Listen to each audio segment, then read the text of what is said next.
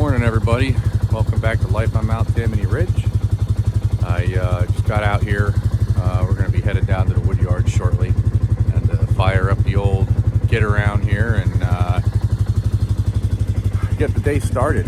So it's going to be pretty interesting to see what a real true cold start is for this machine, for the log splitter, that is.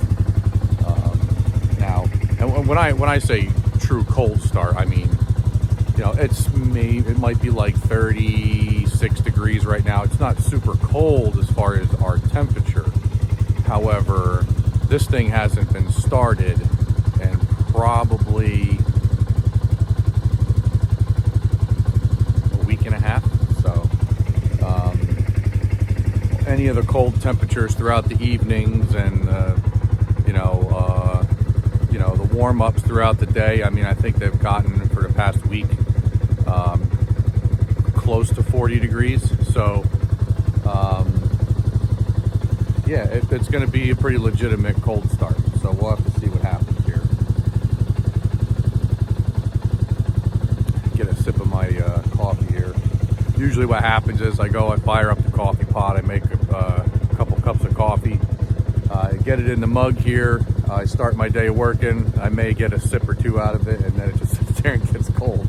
It's kind of a waste of money. I don't even know why I try, but at least without one or two sips to give me a taste of that coffee, I don't know, maybe it's psychological or something that it makes a difference, but I'm not really sure that it does.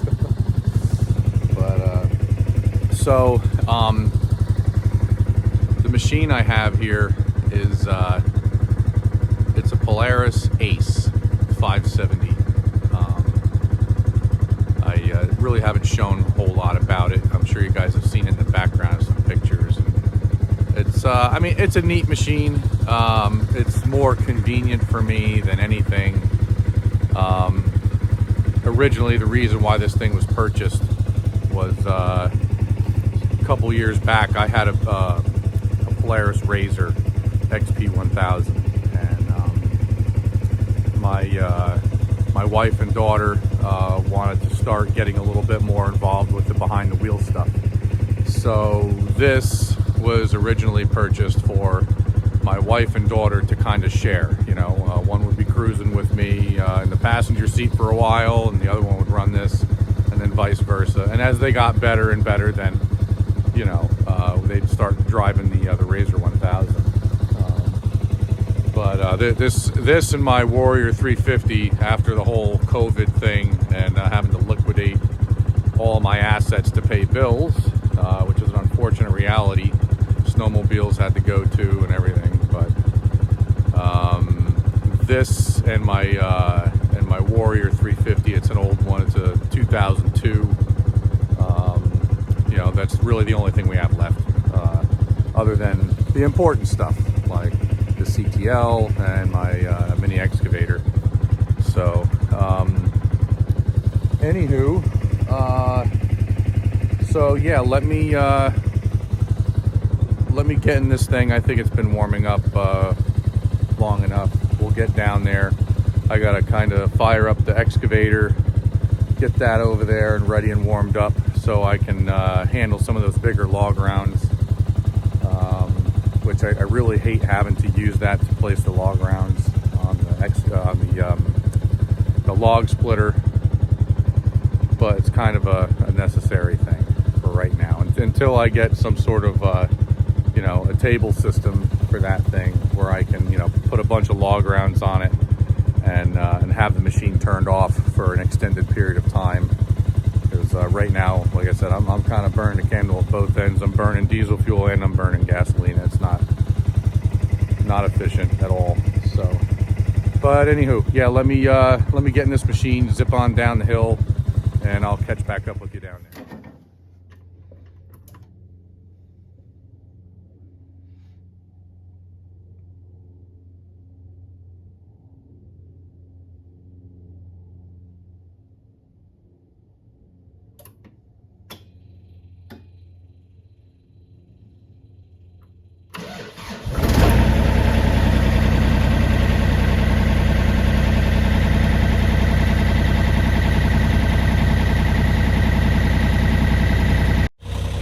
that went better than I thought it was going to. I thought for sure that battery just wasn't going to have enough juice in it to get that thing cranked over. So walking over here to the wood splitter, and we'll just have to see how this goes.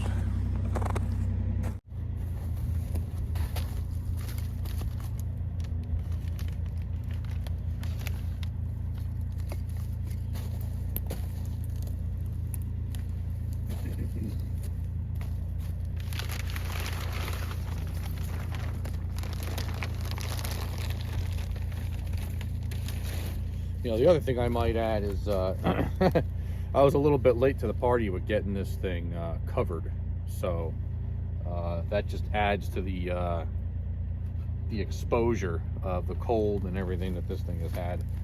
So it could be a little bit of a process here. So we'll have to see. Choke.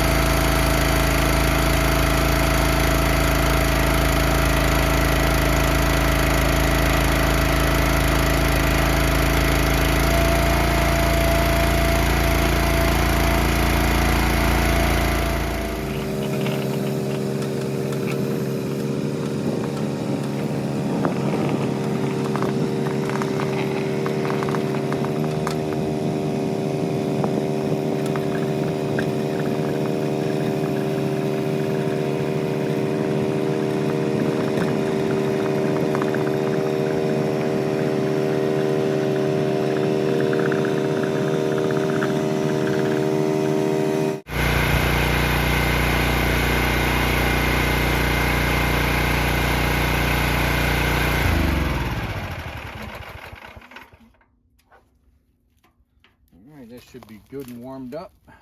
Okay.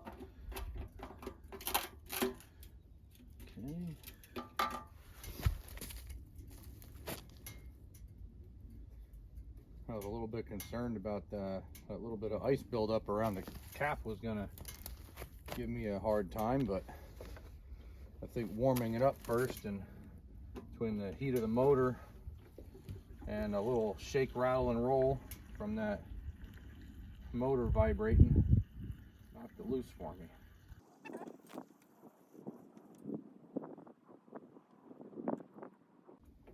I'm really surprised that this machine started up that easily, in the cold specifically.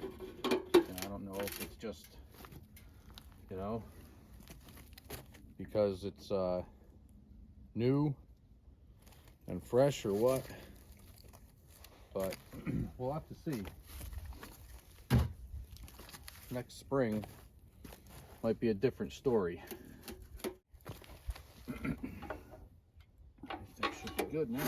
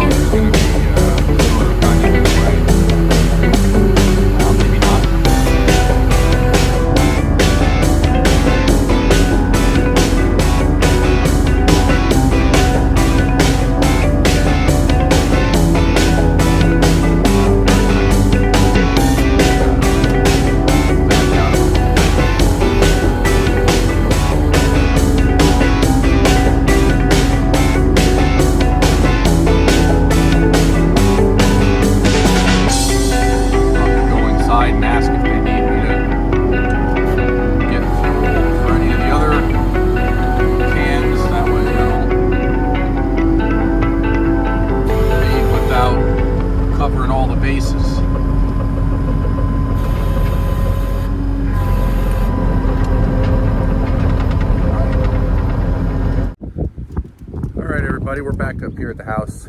I wanted to bring you guys along for the fueling up of the 52-gallon diesel tank. I have this wireless controller that came with the, oh boy, this wing is going to be terrible. I'm going to bring you guys in the garage real quick. Try to get out of the wind and the sun. It's not really working out so hot. So anywho, what I was trying to say was, I tried to bring you guys with me, but with the tripod that I got to hold the phone, it came with this nifty little Bluetooth controller, so I can turn the camera on and off without having to chase down the tripod. And it works really well. It's pretty cool. It's actually got a reasonable range on it. I was really surprised for a little cheapo thing. It was, I don't even know, it might have been like 15 bucks.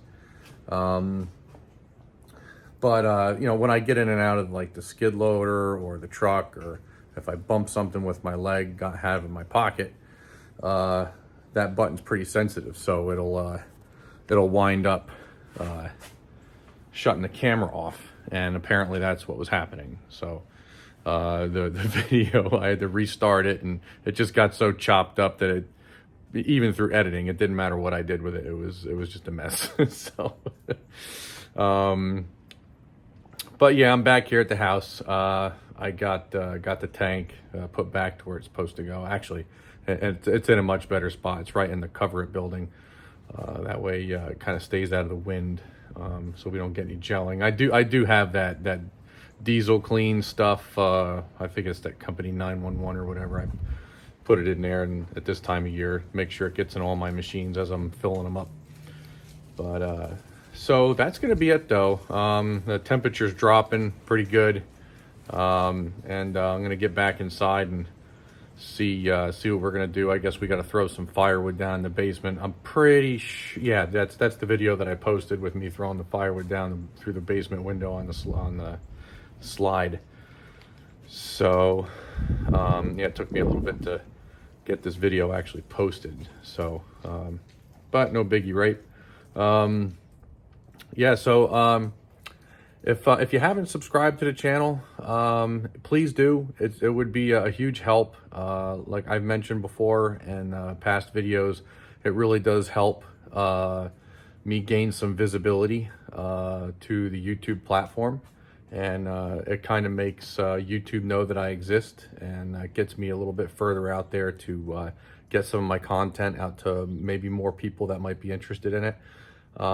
So yeah, it would be a really big help. So just if you could like, comment, subscribe as usual, and at least as I usually say anyway. But yeah, I'm gonna call it quits for now. I'll see if I can come up with any other things I might want to take you along with today, or maybe tomorrow, and see what you got going on for some entertainment upcoming videos. So I'll talk to you guys soon enough. Thanks a lot. Take care. Good night.